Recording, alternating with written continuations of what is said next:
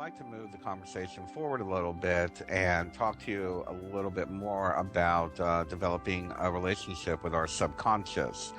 This has a lot to do with what could be holding you back from unlocking your full human potential. What is the subconscious? Wow. Well, I would highly recommend picking up a book on Jungian psychology and, go in the Google search bar, look it up, find out more about what your subconscious is. But the reality of it is that the moment that you are born, you begin to have experiences, and those experiences create an opinion. Those opinions are then emblazoned into your brain. Neural pathways are created, and those neural pathways create the reaction that you have every time that particular experience happens to you. A very common one that we all know is the, touching the hot stove. We all hear that allegory. It's like, oh, let him go ahead and let him burn himself on the stove. He won't let it. He'll never do that again. That it gets embedded into your subconscious. That gets embedded into your subconscious. And after millions, and yes, you have had millions of experiences, your personality begins to develop in your subconscious. Now, you may ask, why does this matter when it comes to releasing our full human potential? The reason why is because that's what's holding you back. That story, and we're going to talk about rewriting your personal story later on, but I will tell you right now, you all have a story. We have a story of humanity. We have history. We all have a story. We have a story of experiences that went well, that didn't go well, of joys, of victories, of losses, of defeats. And those stories begin to define who we are. And as they begin to define who we are, we begin to develop a belief. We begin to develop a belief of who we are. And that belief is either going to empower us, or it's going to hold us back from the ultimate possibilities that are available to us. Developing a relationship with our subconscious is the most important thing that any of us can do to be able to reach our full human potential. Because as you begin to develop a relationship with your subconscious, you begin to see the patterns of the things that are holding you back. You begin to see the reactions that you have done throughout your entire life that have created fear within you, that have created fear within humanity, the reactions of humanity. We begin to develop a relationship with that which has created our personality. And by looking at the little pieces, the pieces of the puzzle, back in the 70s and 80s, there was Pink Floyd The Wall. I'm sure many of us remember that. And one of the things I got out of that movie, and God, I was probably only like 15 when that movie came out, was that every brick in the wall was an experience that happened to this poor guy. So what I'm going to tell you is to tear down the wall. Tear down the wall. I know that sounds silly, but it's true. It's a great, great comparison. Every little experience creates another brick in that wall of who we are. That wall that becomes the lid to our ability to jump beyond the lid. Look at your lives. Look at the things that have happened to you, no matter how uncomfortable. No matter how uncomfortable, we have got to move beyond that. We begin to identify with the experience, and we begin to believe we are the experience when we actually aren't. The experience is over. That time you got mugged, that time you got raped, that time you got screwed over by a corporation, that time that your vote didn't count, that time that 9/11 happened. It's over. That's over. It doesn't need to be a part of who you are. Yes, of course, learn from it. Yes, of course, learn how not to do that again and not end up in that same place. But learn the lesson and let it go. Don't identify with it. Do not allow yourself to identify with the experience to the point that it becomes who you are, that it becomes your personality, that it becomes your limiting factor.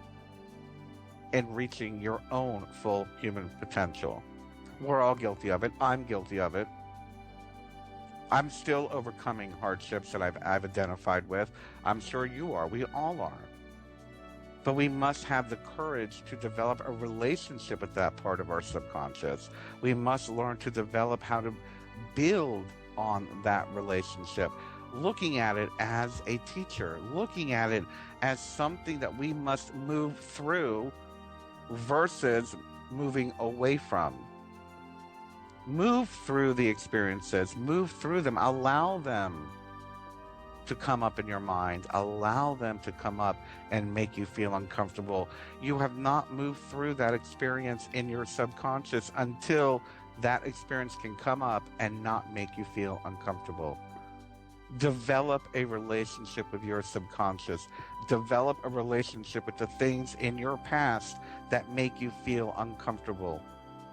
Develop a relationship with being uncomfortable until that discomfort is gone. I talk very often about becoming friends with our shadow self. I talk a lot about not trying to push away the shadow self. I talk a lot about not resisting that. You know the old saying, that which resists persists. That which we resist persists. You keep resisting something, it's going to keep hitting you in the face until you finally learn the lesson. Does it make you feel uncomfortable? Then maybe you need to sit in it for a little while. Does it make you feel uncomfortable? Well, then you obviously have not gotten over it. Does it make you feel uncomfortable? Then it is obviously affecting who you are today.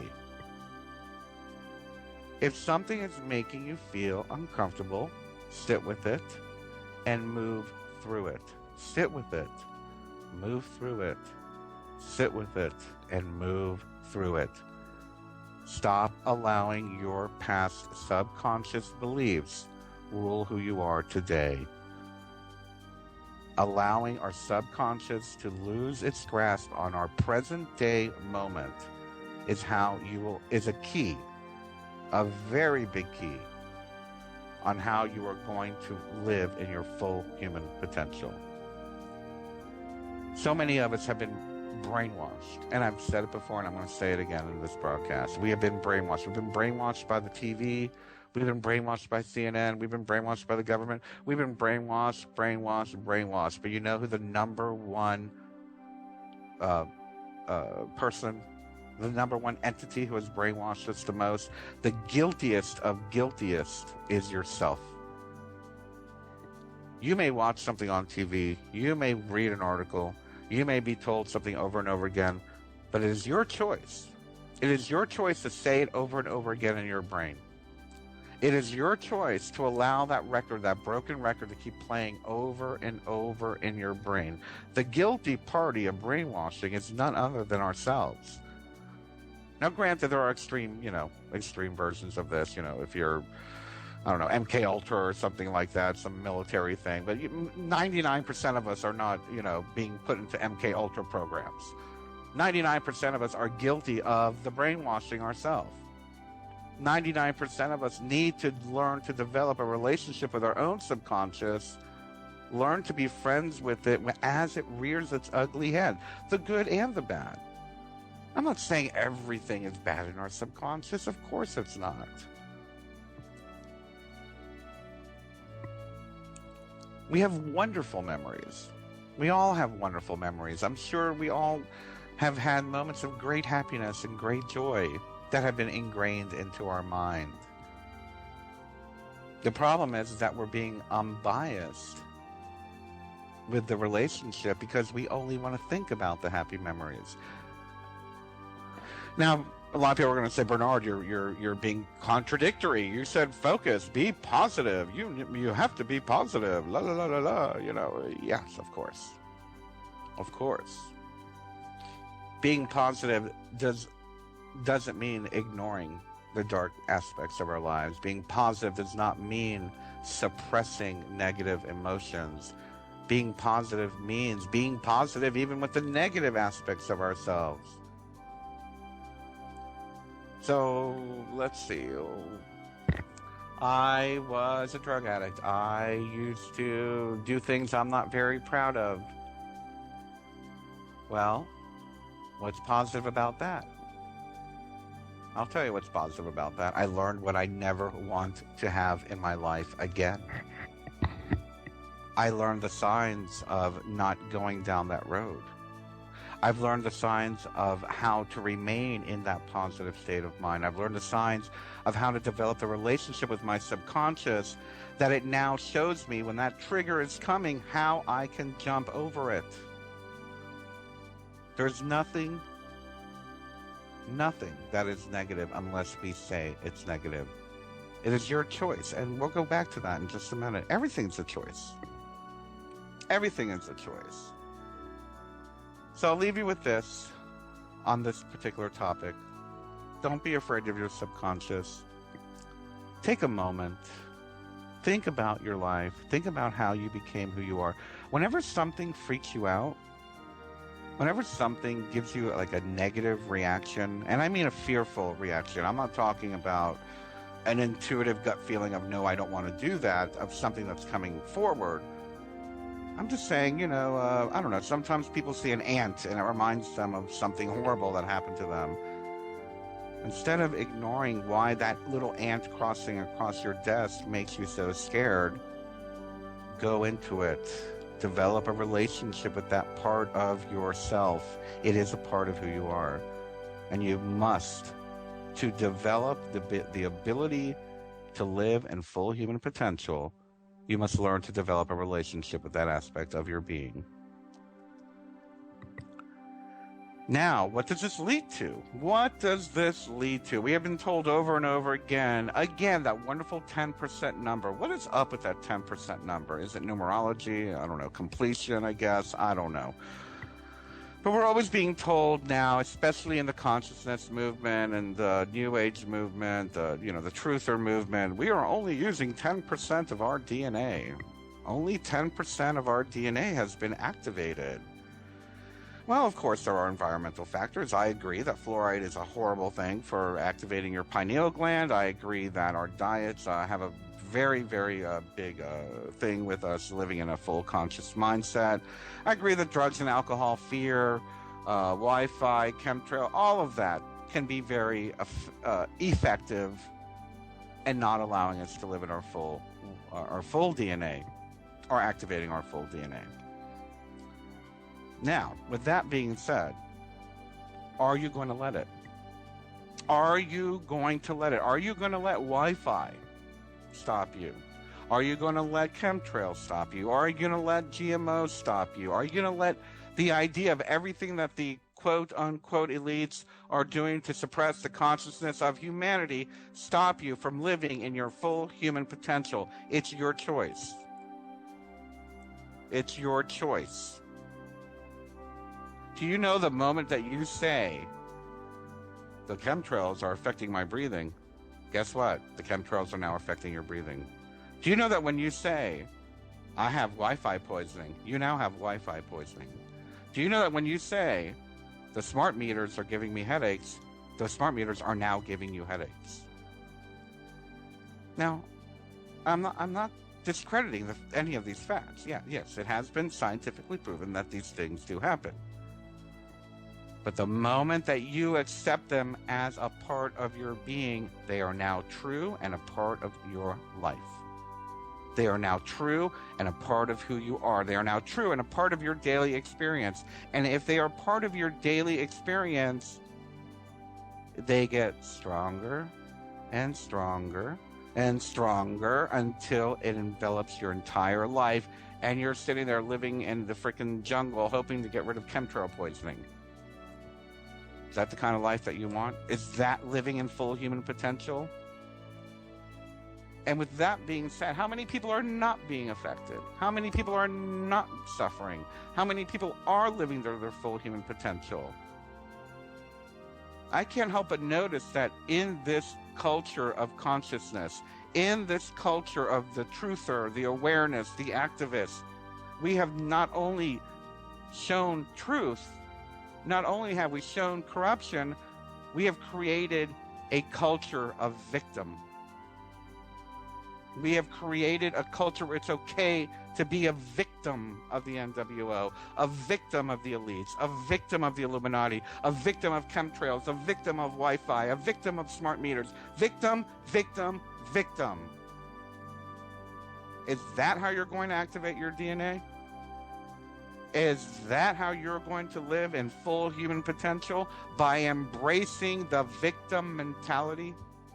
By embracing the GMOs in your food, by embracing high fructose corn syrup is going to kill you, by embracing everything gives you cancer, by embracing there are chemicals everywhere, by embracing weather modification, by embracing geoengineering, embracing everything that is wrong with our planet? Yes, be aware. Yes, expose the truth. Yes, do scientific study.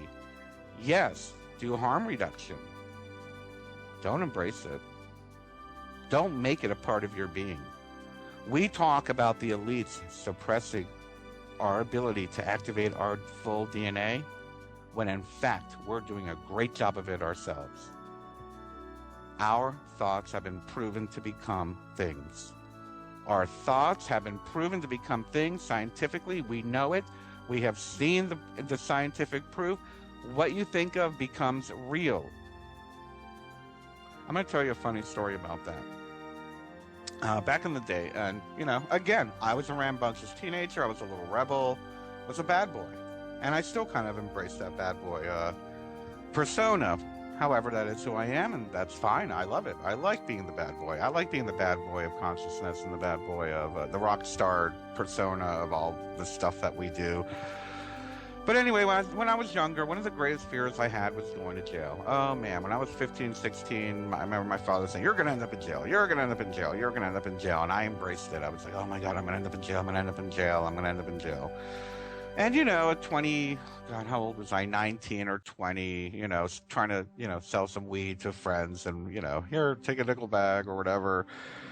I ended up selling to an undercover. And guess what? I ended up in jail. Because I was so afraid of ending up in jail, I ended up in jail. We create our reality. We create our reality. We create our reality. How many times do I need to say that? We create our reality. If you want to activate your full DNA, be aware of your mindset. Be aware of your own suppression of it. Be aware that you are the one that is not allowing yourself to activate your full DNA. Do you know that our DNA has the ability to heal our body in many more ways than we have ever imagined? Do you know that our DNA has the ability to create psychic awareness, psychic healing, telecommunications through our minds, telekinetics, telekinesis, and so much more?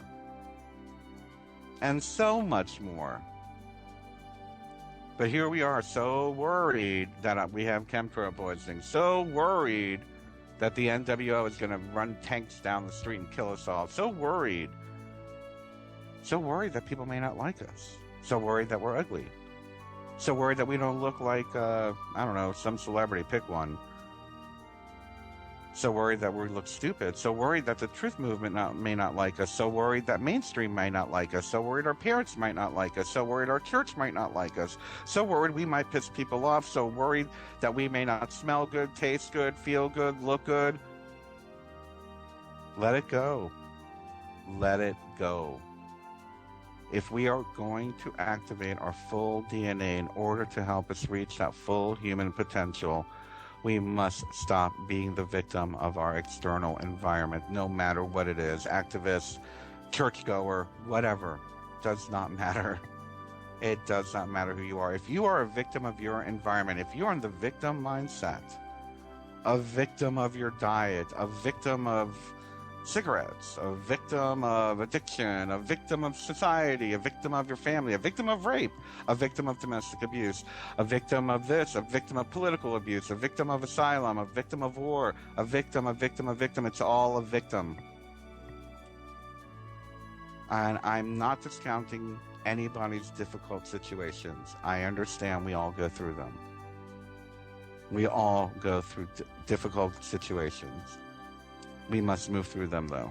We must move through them. If we are going to live to our full human potential, if we are going to help humanity raise itself to its highest full human potential, kind of like falling off a horse, you got to get back on. And I know, listen, I know, I have had very violent things happen to me. I've been a victim of hate crimes several times. We just got to move through it. We got to move through it. And that's not to say that we're not scarred. That's not to say that we're not happy about it. That's not to say that we are happy about it. It's to say that we learn.